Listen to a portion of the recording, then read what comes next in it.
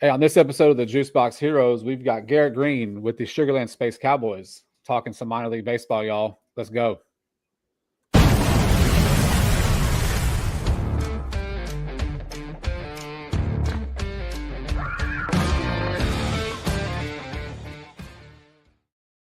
Hey, thank everyone for tuning in on this Sunday evening of the offseason, another offseason episode of the Juicebox Heroes podcast. I'm one of your hosts, PK. As always, we got the Dubon Fan Club president, Chris Moreno. Sweet Bee Bones Bryles is in the house. And tonight, fellas, we've got a very special guest. He is Garrett Greene with the Sugarland Space Cowboys. He is the media relations director and the TV play-by-play. Garrett, thanks for coming on tonight, man. We really appreciate it. How are you doing? I'm doing great, guys. It's just about that point in the off season where I've caught up on sleep and gotten to relax and spend some time at home. World Series is over. Still keeping up with some winter ball, but the itch is starting to come back to have some baseball. We're still a long ways away from it, unfortunately. Yeah, for sure. I mean, it's, we're trying to do these episodes, twice a week, and we're watching the World Series because we had Springer in there. I think for the three of us, we were all pulling for him to get another ring and be another Dodgers killer. But now it's that slow time, not a lot of movement, right? You're getting a little bit of injury updates from the big squad. And then we've gotten a little bit into, potential off-season trades or, who's going to play X position. So yeah, I'm ready for some action, man. I mean, those winter meetings are coming up here soon, right? So that should start kicking things off. So we're ready to talk some baseball, man. Chris, what do you think? Yeah, man, I'm super excited. I mean, pretty much the last few years, I've really dug into the Space Cowboys. I know we must have went in 2024, probably about 15, 16 games. I mean, so seeing that team overcame what they overcame and then win the championship, I mean, I really think that for a lot of other people, that kind of put them on the map. And then, of course, with all the injuries that went down this season, I think a lot of Astros fans who might not have known became a lot more familiar with these guys that we had coming up from Sugarland. And, for a good portion of the season, I know for us here at the Juicebox Heroes, we were like, if it wasn't for the Sugarland Space Cowboys, the Astros don't contend for a division. I mean, so I'm super excited 100%. to have Garrett here. And, Bryles, I mean, I'll go ahead and hand it over to you. Yeah, and Garrett, I want to say a big thank you for the media day that we were able to get out there and go check out the Space Cowboys and everything that went in with that, because, one of the things that Chris mentioned that I totally agree with is we saw probably more minor league guys on the big league squad this year than we've seen in a very long time. And I know that was injury related. Some of it was not. Some of these guys were just promoted, which was fantastic. But anyway, we had a great time, and I do really want to hear your insight on what we've got coming up this season for AAA and what we've got going. So PK, I'll let you kick it off, buddy. Yeah, no. So, we've all touched on it, right? The amount of players that were called up from Sugarland. I guess one of my first questions is, when you have the championship season, the season before, right? And you're going into 25, obviously you're not expecting as many injuries as the big club had, right? And having to basically supply the players, right? How does that, from a fan perspective of the team, right? When you're expecting maybe not so much as a what's it called, repeat, right? But when you have so much turnover with that AAA squad, right? How many moving parts? I'm assuming there's so many moving parts of the guys going up, coming back down, guys from AA coming up, back down. I mean, how chaotic is that process? It's just kind of life at AAA, to be completely honest. We did have a lot more movement than there were spurts this year where we had a lot more movement than you normally expect. Remember, though, at the start of 2024, whenever Hunter Brown had an ERA over 8, and you had Luis Garcia got injured, or Garcia was already out, but Christian Javier got injured, and you didn't know what was going on. We had a span in 2024 at the beginning in April where the Space Cowboys made 28 roster moves in 10 days. And now we had some spurts like that, and it was early in the season, and that things kind of settled down a little bit in 2024. So we had a little bit more stability than we did this past season.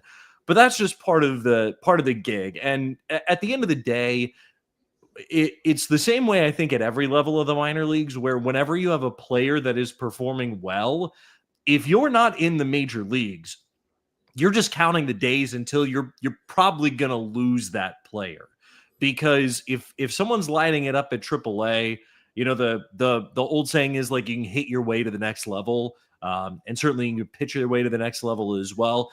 If there's someone who's just putting up numbers, putting together good stats, and in some cases really contributing to your team, it's probably just a matter of time until you're going to lose them to the big league club. And while it's tough, because that can certainly cost you wins and losses at AAA, and don't get me wrong, as much fun as winning the title and winning 93 games and having a championship season in Sugarland was, like, the ultimate goal is for these guys to contribute to the Astros and help them win a World Series. That's what the whole minor league system is there for. And so I did appreciate throughout the course of this season that you heard people saying, like, yeah, it's the Space Cowboys who are going out there. But I heard a lot of people say it like it was a bad thing. And it's a case where you say, look, you're pulling out of your AAA squad, which is what it is there for. And then you are winning games at the major league level with those players, even if they're not the guys that you expect. And even if maybe it's not sustainable long-term, like you might want it to be, that's what it's there for. That's what the players are there to provide for you, is so if you have an injury, Zach Short can come up. And you know what? Like, Zach hit really well his couple of times up in the big leagues, delivered some home runs, delivered a walk-off that he had. But you can pull a guy up who's going to be a well above average defender, who's going to help you out with your run prevention unit as well. So it's a case where that you're probably going to lose players up to the big league level. And every time that you lose one, it stings, because you're like, man, there goes our cleanup hitter out of the middle of the lineup. Or, we had a case where late on in the season, Colton Gordon was going to start a game for us. I saw him out on the berm in right field in Round Rock getting ready, and it was about 2 hours before first pitch. And then about an hour before first pitch, I get a text message that says, hey, bullpen game, Matt Bowman is starting instead, and Gordon's going up to the big leagues to throw in Atlanta tomorrow. Those are just, and you just say, well, all right, next one up, survive in advance. We just move along, because you know that you were there to provide the big league team.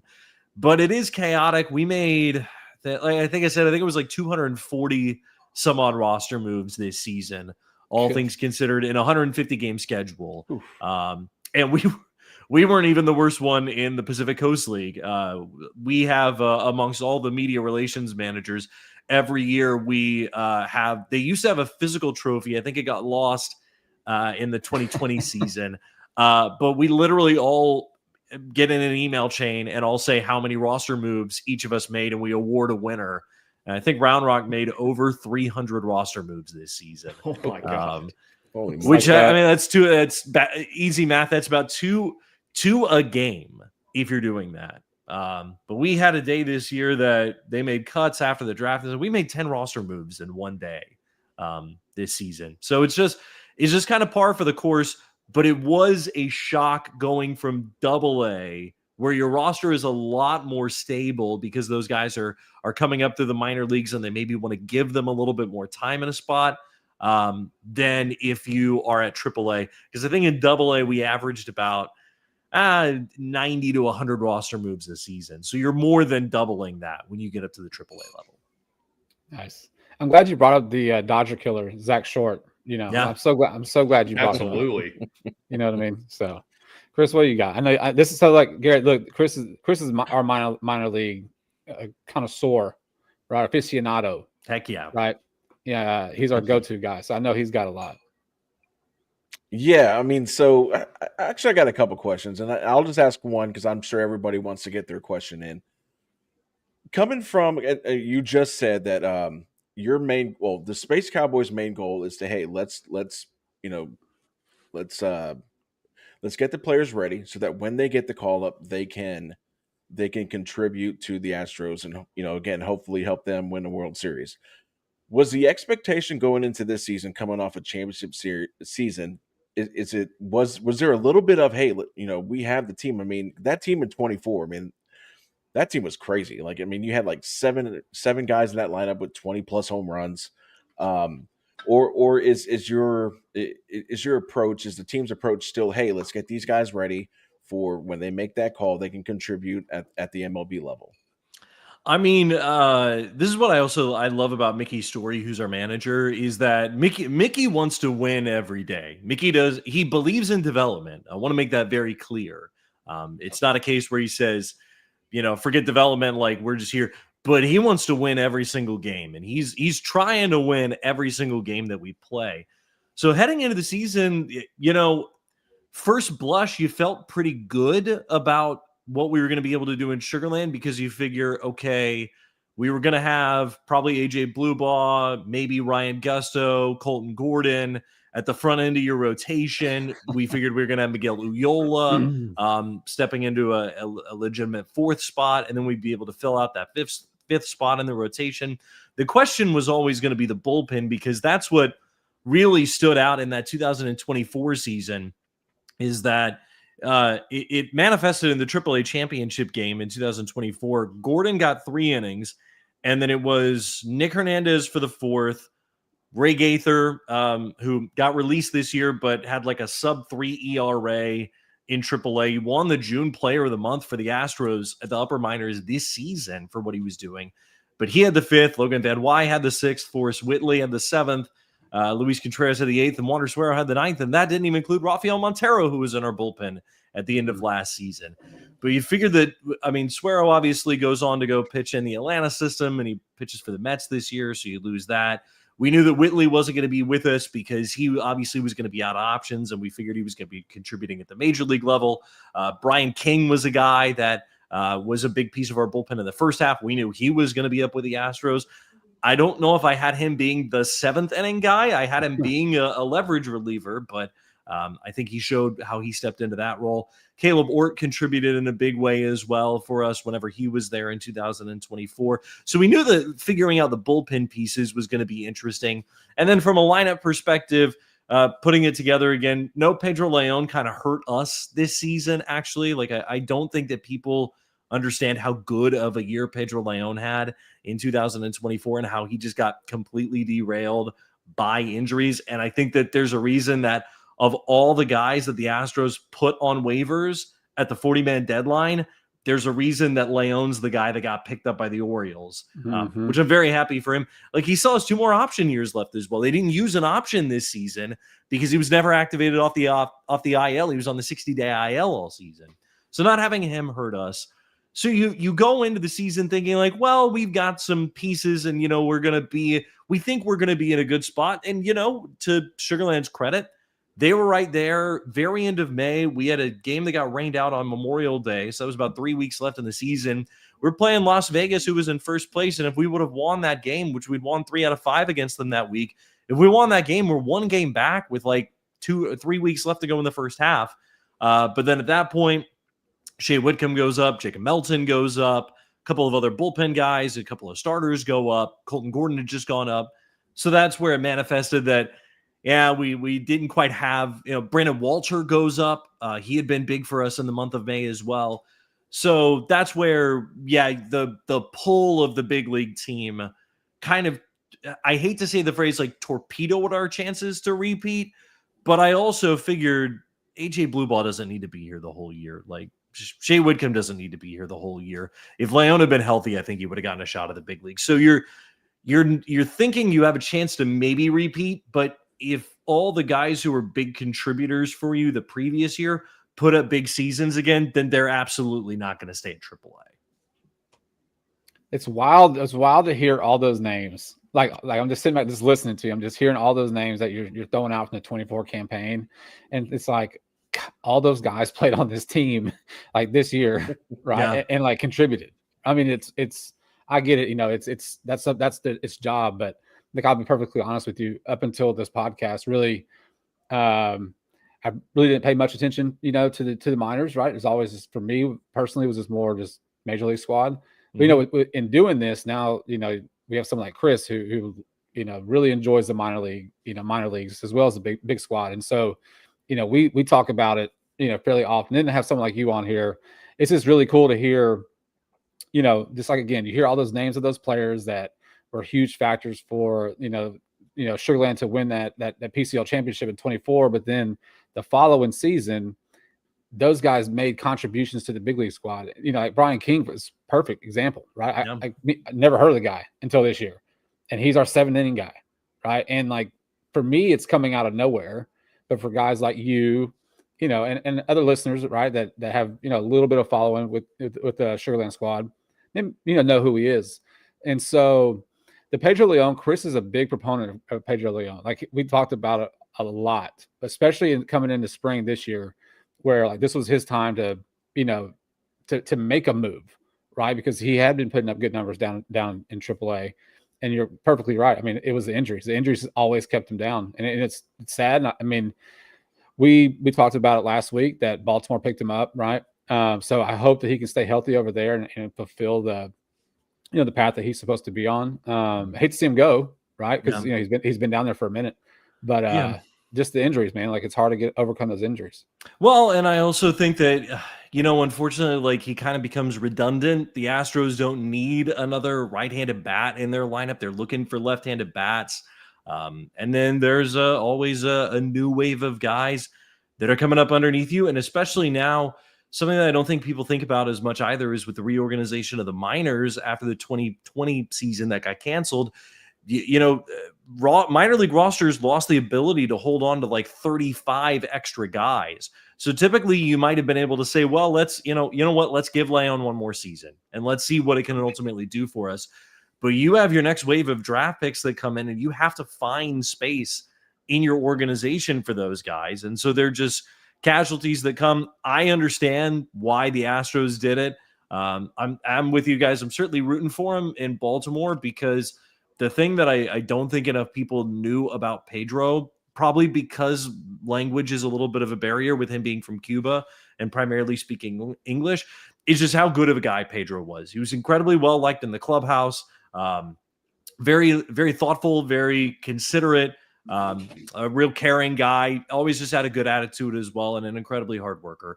But I completely understand what the Astros' rationale is. It's like, hey, we've had him since 2021. He made it to AAA in his first season, and we kind of need to clear up some space and move along at this point.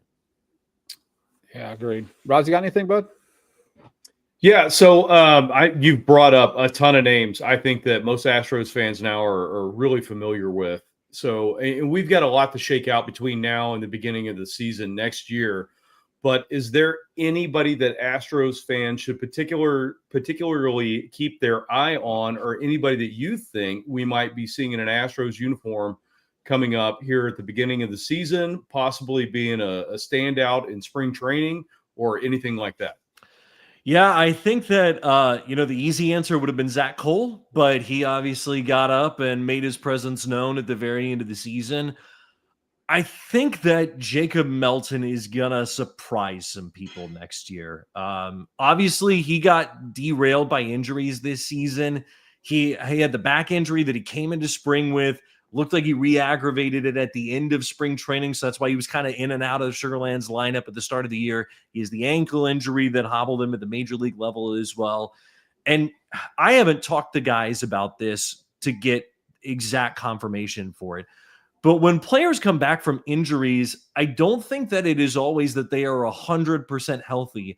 I think it is just that they're at a point where they're not going to re-aggravate whatever an injury they might have, and it's they can play through whatever injury they're dealing with at that point. So if Melton comes into spring training healthy next year, I know that maybe his numbers weren't where people wanted to be this season. I think we'll see that improve at the plate. But obviously his defense, his speed, the ability to steal bases. Joe Espada, I think, has already mentioned they think he's really going to contribute this season and help out in a big way. I don't think it's any secret. The deadline to add guys to the 40-man roster is coming up here by Tuesday at 5 p.m. Eastern, so 4 p.m. Central Time I think that Miguel Ullola is absolutely going to be on that list of guys that the Astros added their 40-man. I don't know how many more they're going to look to add. I'm not even a big enough nerd to have gone through and what eligibility guys are. It's the off season. Like, I'll find out whenever it happens. And I'm a sicko who also does love the Rule 5 draft, so I will watch the Rule 5 draft, including the minor league phase. But, I think that he generated waves this season, and if someone was going to ask me about him, I'm just going to give you my bit on Miguel Ullola at this point, because he obviously had a shoulder injury that he suffered in the spring breakout game in spring. So he didn't join Sugarland officially until like that second week of April. And then he had to build out. And then he had an incredible month of May. And that included some really good pitching performances at altitude. And then he had a decent June and then a little bit of a tough July. And then he had a very short outing in relief when we had that whole round of 4 major league rehabbers who were with us. So all of our starters were throwing as piggybackers at that point. And he had an outing where he didn't get out of an inning in his first inning of work at home. And after that, he made a change to his delivery. So he had originally been a full windup guy where his feet were straight to the mound, shoulder width apart, and his glove in front of his face, down to the belt, full windup, come home. Well, then if he had a guy get on base, he had to throw out of the stretch. And for the stretch, he was set up a little bit more conventionally, feet kind of facing towards third base. And that's where you could see him get a little erratic and a little wild. But then if he got a runner around to third and there was no chance for a runner to steal on him, right back to the full windup. And then he'd get out of most jams that he was in. He altered his windup in a start that he made in Iowa at the end of August. And he went from having that full straight on to a hybrid setup for his full windup where he had his feet about 45 degrees between third and home. And so I think that what that did, and what I've talked to different people in analytics and mentality and things like that, is that what you're trying to do is narrow the gap for your variation that you have. And I think that narrowing of the variation between what his full windup was and what his stretch was helped him really hone in. And if you look at that, he had 3 straight outings where he went 6 innings. He turned in quality starts in 3 straight outings, and he really finished the season in a good way. And I think he hit a really good stride down the stretch. He showed that he could throw as a 1-inning reliever the last week of the season for us. So I think that he took that last step that he needed to take at AAA the last month and a half of the season, last about month of the season. And so I don't think there's any doubt the Astros are going to add him to their 40-man roster. And I'd be surprised if he broke camp with the Astros, because I don't think they're going to be in a spot where they're going to need a starter, where they're going to need that bullpen arm. I think that they're going to have enough, but I think he'll be the first guy that they'll pull from AAA if they need him. And he's obviously, that's not a secret. That's not this guy's kind of off the radar. Like, I think it's pretty well known that that's the guy who's going to be the next one up if they need somebody. Chris, you got something, Chris? Yeah, man.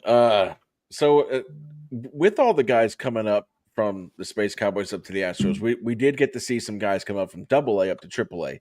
You're looking at guys like Miguel Palma. I know he was kind of hurt off and on. But the guy that I was most excited to see, that was Ethan Petco. So can you kind of give our listeners a brief breakdown of Ethan Petco? Yeah, you've hit on that's great. You've hit exactly on the next guy. And Petco, he gave up, I think, 5 runs in his first outing that he had with Sugarland. But after that, he really impressed me. I think he had the best stuff of any starters that we had at the end of the regular season. His fastball sat a little bit higher in terms of velocity. He sat like 95 to 96, had some really good secondary pitches. The only thing for him is just going to be stretching out and not being a guy who just throws 5 innings, which he did late on in the season. But from a raw stuff perspective, Ethan Petco just really impressed me. He had a good changeup that he threw. His slider is really good as well. And just, I also think that we saw a little bit of the maturation for him and kind of that want to, because there was an instance where he got into a jam. I think it was He was at 5 1/3 innings, which is already a career high for him at Constellation Field. And he had runners at second and third. And Mickey Story, because he's a former major league pitcher, he'll do this every now and then where he'll come out and make the mound visit. And it's not to go to the bullpen, it's to come out and talk to his starting pitcher. He did it a lot with Ryan Gusto, especially whenever he went on his great run at the back half of 2024. He's done it with Blue Ball. He's done it with Gordo. Like, he did it with Hunter Brown whenever he was here. And Petco made it very clear he wanted to keep the ball, and he got out of the jam, and he got through 6 innings. I think he only gave up 1 run or whatever it might have been. It was one of the best outings of his career. And we said it on the air at the time, like, that's development. Like, pushing yourself into the 6th inning, somewhere you haven't been. You're at 85, 90 pitches, but still wanting to keep the ball. That is development. And I think that showed a lot of something that's more than just what you're going to read on a scouting report for a guy. I think he needs to continue to stretch out a little bit, but from a stuff perspective, he's the guy that I walked away with probably the most impressed from like a raw stuff perspective at the end of the season from a starter perspective. Yeah, that's, that, like I said, that's one of the guys that we've talked about, as, potential futures, right? I mean, throughout the season. Yeah, I feel like he's a lock to be a non-roster invitee to spring training. I feel like that's a pretty easy one to pencil in. Nice. No, and like we know, like the Astros they always seem to have these pitchers down, in their system that, either literally come out of nowhere, right? And just, let's look at Brandon Walter for like 2 minutes. That guy. I mean, that guy saved this rotation for several games. I mean, same with Colton Gordon, right? Blue Ball, when he came back up after going down, right? He ends up being this lockdown, long relief guy, right? To the point that we think, we've talked about it, for potential, at least competing for that number 5 spot potentially, right?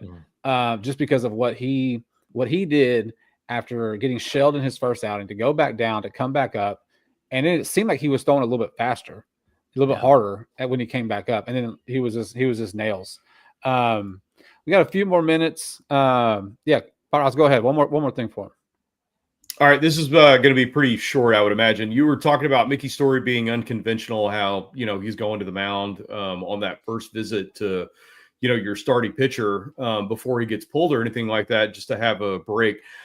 I got to go to a number of the Space Cowboys games this last season, and the one thing I noticed, he was coaching third. Yeah. So why?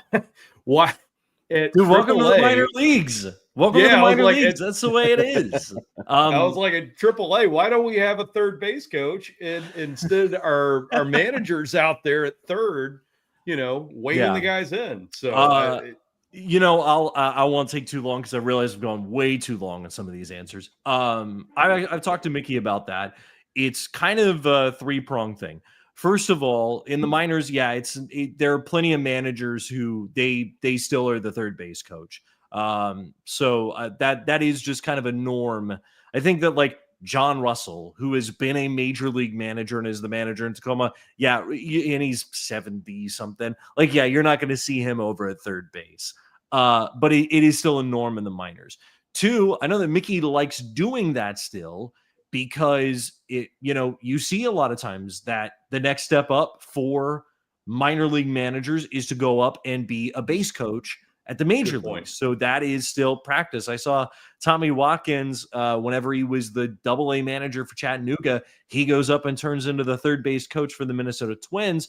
So it keeps him in practice for that, if they're going to ultimately do that. And then the last thing is, and Mickey said this to me one time, because I asked him the same question about it. He said, he goes, you know what? If I send a guy, there's not someone walking back from third base that I'm having an argument with about why'd you send that guy. I did it. I'm the one who knew what I wanted to happen. So there's it's questioning the manager. It's not a question of why'd the third base coach do it. What'd you tell your third base coach? Like, I'm the one who did it. So I know that that's a piece of it. So it's kind of a 3-part answer for that. That's still pretty cool. I mean, to have your manager down there third. I mean, and I didn't really think of it in the sense of them getting, if they were to go up to the Astros, that they'd be a base coach. Like, I really didn't, put that into play. But that's some pretty good new knowledge. It's all development, every single Yeah. spot in the minor leagues. We're all just trying to get better at everything we can to get a chance. That's right. That's all you need is that chance. Yeah, I just right? That's all you remember. need. I remember Browse asking me. He's like, "Is that Mickey Story at third base?" I'm like, "Hey, man, he's a manager. I guess he can do whatever he wants to do. I guess it is." Better believe it. Better believe it. Yeah. Hey, Garrett, before we get out of here, man, tell me what's going on. Chris, go ahead. Yeah, I just have one quick question, man. How did it feel to get the call up? That's, I mean, I would assume that for you, that was probably one of the best feelings ever. And did you get a jersey? Did they give you a jersey? No. Come on, no, man, because it's not about me. It's not about me. And that's I felt so overwhelmed by all the outpour and support that I got, and the well wishes and the text messages and the social media messages and everything like that. Like, it was incredible. But at the end of the day, like, it's not there to be about me. It's about the players. It's about what's happening. I'm just a vessel. I'm just there to pass along what is happening and have everybody who can't be there get a chance to experience it, or the people who are there that still want to stick us in their ear and listen. Like, we're just there to provide context and additional information and tell the story of what's happening on the field. So no, like, there was no jersey for me or anything like that. I got enough fanfare, and I appreciate everything the Space Cowboys did to hype it up for me as well. But no, it was a dream come true. I mean, it's like my first job. I quit my full-time job in radio in Austin to go make amount redacted amount of money to go work for 5 months for the then independent St. Paul Saints and I got to do 25 home games. I got to do middle three for 25 home games. So from a play-by-play perspective, I got to do a little more than 75 innings for the year. Now I call 75 innings in like 2 weeks in the minor leagues, if even that. And then the next job after that, I was in Helena, Montana. I was in rookie ball. I was riding a bus all around Montana. I was living in an apartment I shared with 2 other people. I was working in a stadium that was built in 1932. I was calling games in front of 75 to 150 people on Sundays in Helena. Like, our announced attendance was like 350 people. Awesome. You know, I spent 5 years in AA. You get to come up to AAA. Like, you just never know. And it's 10 years, over 1,000 games worth of experience. And it's like the players, you know, there are guys who just, they never make it. They grind in the minors for years and they never make it. And there are announcers that never get a chance. So to even get to go up for a day was just an absolute dream and a revelation. To get 3 games was more than I ever could have imagined. And it was just, the big thing was it went so fast. And I can't say enough about how incredible it was. No, awesome. Big congratulations, man. That's just a really cool story. I mean, like, where you especially up in Montana, right? Oh, it's beautiful country. I loved every second of it, but there aren't many cities in Montana that are particularly close to each other. Right. Well, look, man, before we get out of here, why don't you tell everyone what's going on at Constellation Field upcoming? Yeah, this is one of the great things that we have in Sugarland is that we don't shut the gate on closing day and not open it again until our season opens. We have Sugarland Holiday Lights coming up. It's our 12th annual. It's presented by Houston Methodist. It starts this coming Friday, is going to be the first day, and it is open every single night. Yes, Thanksgiving. Yes, Black Friday. Yes, Cyber Monday. Yes, Christmas Eve, Christmas Day, New Year's Eve, New Year's Day, all the way through January 4th. We are open every single night. They actually, the day after our season ends is when they start putting lights up in the ballpark. So it's been almost 2 months worth of setup. It's 3.5 million lights, I think, is our estimate that we have now. So every piece of the ballpark is transformed into a winter wonderland. There's a coordinated light show that happens about every half hour. We have like fire pits to do s'mores on out in center field whenever it cools off a little bit. There's vendors. There's a 9-hole mini golf course this year that's included with the charge of your ticket. We have an ice skating rink. Yeah, I know it sounds crazy, but we have an ice skating rink that's on the infield, so you can go down onto the field and ice skate at Constellation Field.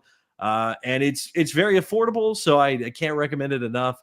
Sugarland Holiday Lights. It's if you're like, how am I going to get in the Christmas spirit, or what I need to do, come on down and spend a night at Constellation Field, because you will not regret it. It is a great experience for sure. And where can people go to get tickets? SugarlandHolidayLights.com. Nice and easy. Or if you if you can't remember that for some reason, just type in like Space Cowboys, our website. I think there's a panel that's like right smack dab front and center that's going to direct you where you need to go for that. But yeah, SugarlandHolidayLights.com. We have nights for teachers, first responders. You can bring your dog. We do, we have like 3 different movie nights that we're doing. There's always something going on for it's minor league baseball for a light show. It's incredible. No, that's awesome, man. We're looking forward to it. I think we're going to be there on Thursday night. I think we will be there on Thursday night for the preview. But man, Garrett, I want to really say thank you for coming on, man. It has been like an awesome episode.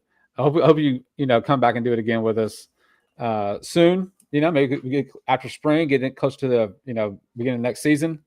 But thank you again for coming on, man. I really appreciate it.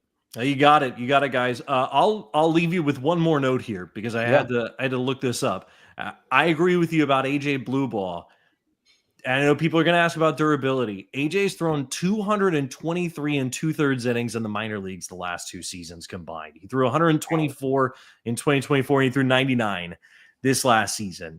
I think the time is now to let him loose and show what he can do. And I know that AJ told me after he got his first major league win, he flew cross country to come from Miami back to Sacramento, where we were playing the River Cats. And when I was talking to him about his experience, he said, man, I'm just scratching the surface. Like I feel like I'm just starting to figure out what I can really do.